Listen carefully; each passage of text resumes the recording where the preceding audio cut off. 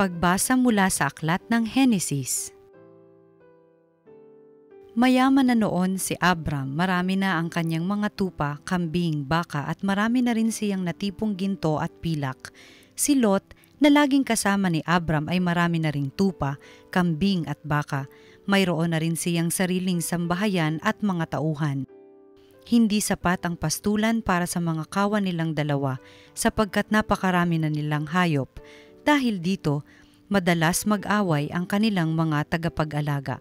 Noon ang mga Kananeo at Perezeo ay naninirahan pa sa dakong iyon. Kinausap ni Abram si Lot, hindi dapat mag-away ang mga tauhan natin sapagkat magkamag-anak tayo. Ang mabuti maghiwalay tayo. Piliin mo ang dakong gusto mo at doon ako sa kabila. Iginala ni Lot ang kanyang paningin at nakita niya ang kapatagan ng Hordan hanggang Zoar ay sagana sa tubig, tulad ng halamanan ng Panginoon at ng lupain ng Ehipto. Nooy hindi pa natutupok ang Sodoma at Gomora, kaya pinili niya ang dakong silangan sa kapatagan ng Hordan at naghiwalay nga sila ni Abram. Samantalang si Lot ay namayan sa mga lungsod ng kapatagang malapit sa Sodoma. Sa lugar na ito'y napakasama ng mga mamamayan, namumuhay sila ng laban sa Panginoon.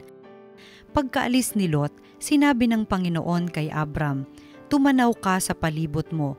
Ang lahat ng lupaing natatanaw mo ay ibibigay ko sa iyo, sa iyong anak at sa magiging anak niya. Walang makaaagaw niyan sa iyo. Ang iyong mga inapo ay gagawin kong sindami ng alikabok sa lupa. Libutin mo na ang buong lupain. Ang lahat ng iyay ibibigay ko sa iyo." Lumapit nga si Abram sa Hebron, at doon tumira sa tabi ng puno ng roble sa Mamre. Nagtayo siya roon ng dambana para sa Panginoon. Ang salita ng Diyos.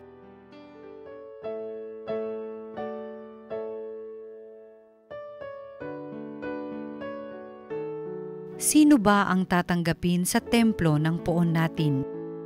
Yaong mga masunuri na sa iyo'y nakikinig at ang laging ginagaway na aayon sa matuwid, kung mangusap ay totoo sa lahat at bawat saglit, yaong gawang paniniray hindi niya naiisip. Sino ba ang tatanggapin sa templo ng poon natin? Kailanman siya'y tapat makisama sa kapwa, sa kaniyang kaibigay wala siyang maling gawa, hindi siya nagkakalat ng di tunay na balita at itinatampok niya ang matapat sa lumikha. Sino ba ang tatanggapin sa templo ng poon natin? Hindi siya humihingi ng patubo sa pautang at kahit na anong gawi hindi siya masuhulan upang yaong walang salay patawan ng kasalanan. Ang ganitong mga tao'y mag-aani ng tagumpay. Sino ba ang tatanggapin sa templo ng poon natin? Ang mabuting balita ng Panginoon ayon kay San Mateo. Noong panahong iyon, sinabi ni Jesus sa kanyang mga alagad, "Huwag ninyong ibigay sa aso ang bagay na banal, sapagkat kayo'y babalingan at lalapain nila pagkatapos. Huwag ninyong ihagi sa baboy ang inyong mga perlas, sapagkat yuyurakan lamang nila ang mga iyon. Kaya gawin ninyo sa inyong kapwa ang ibig ninyong gawin nila sa inyo. Ito ang kahulugan ng kautusan ni Moises at ng turo ng mga propeta.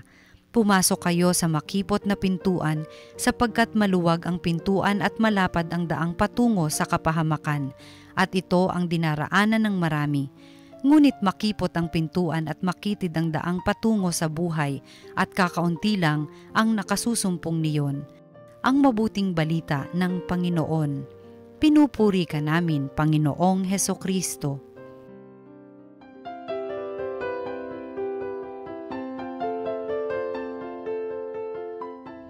Isang pinagpalang Martes po sa ating lahat. Muli po, Martes, ating pagninilayan ang ating pong Ebanghelyo. Ngayon po ay nasa ika-12 linggo tayo sa karaniwang panahon.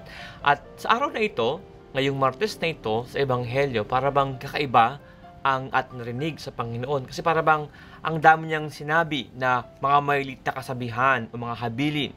Pero parang walang koneksyon sa bawat isa. Para bang pinakbet na ebanghelyo, ika nga, halo-halo siya. Una, sabi niya, huwag mong ibigay sa aso mga bagay na sagrado. Ikalawa, gawin mo sa iba ang hangad mong gawin nila sa iyo. or do unto others what you would want them to do to you. At ikatlo, sabi niya, piliin mo yung mga may kilid na daan.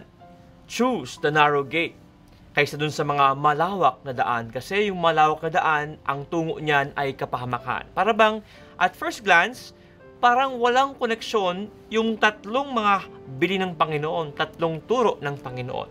But if we look more closely, ang totoo po niyan, yung tatlong bili niyang ito, meron pong isang bagay na pinupunto. Ano po yon? I would say, ito po ay ang salita o ang value na respeto. Paggalang. Unang-una, sabi, yung mga bagay na sagrado, huwag mong ibigayin sa mga aso. Of course, it's simply an idiomatic expression saying, yung mga bagay na importante, treat them nice. Igalang mo yan. May reverence, ang tawag dyan, mga bagay na sacred, sagrado. Ito po ay tungkol sa respeto sa Diyos. Ikalawang sabi, ang gawin mo sa iyong kapwa kung ano ang hangad mong gawin na sa iyo, yun din ang palagi mong gagawin sa kanila. If you would want them to treat you well and good, dapat ikaw muna treat them well and good. So ito po ay respeto sa atin pong kapwa. At huling-huli sabi niya, piliin mo yung mga daan na makipot.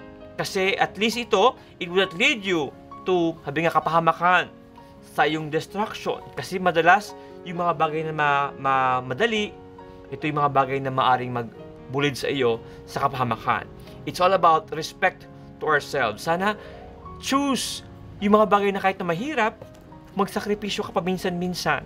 Magtiis ka paminsan-minsan upang ikaw ay huwag mapahamak. Kasi madalas ang mga bagay na madali, mga bagay na masarap, mga bagay na very convenient para sa atin, madalas ito ang ating ikapagpapahamak. Kaya nga, respect also yourself.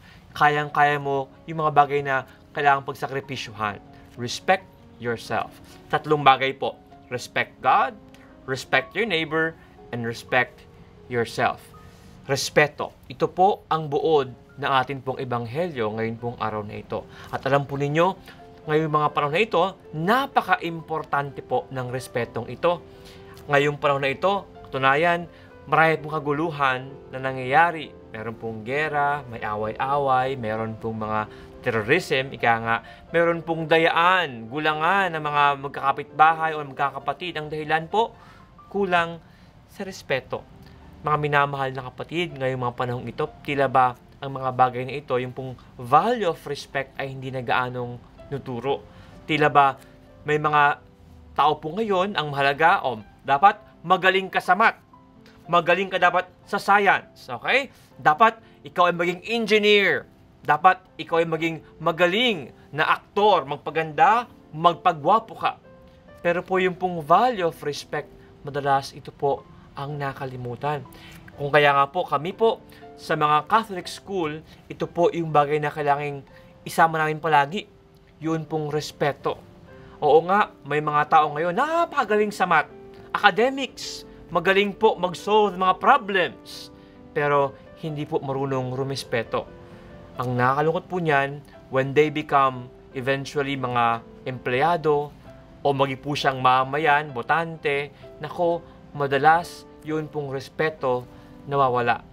Madalas ang tingin po sa kanyang kapwa ay napakababa.